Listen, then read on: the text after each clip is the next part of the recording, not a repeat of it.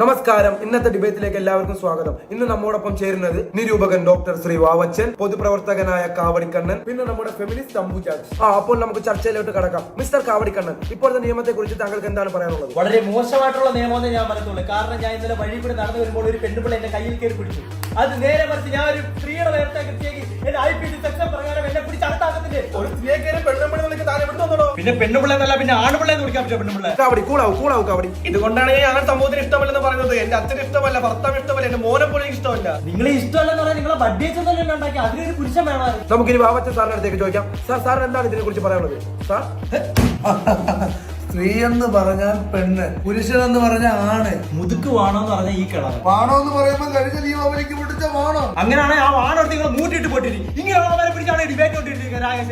Sorry കാവടിക്കണ്ണൻ, എനിക്ക് അൺകൾച്ചറൽ ഫെലോസിന് സംസാരിക്കാൻ താല്പര്യമില്ല. ആദ്യം നിങ്ങൾ അൺകൾച്ചറൽ ഫെലോസിന്റെ സ്പെല്ലിംഗ് എന്ന് പറഞ്ഞു. അതാണ് ഇവിടുത്തെ വിഷയം. നിങ്ങൾ ഞങ്ങൾ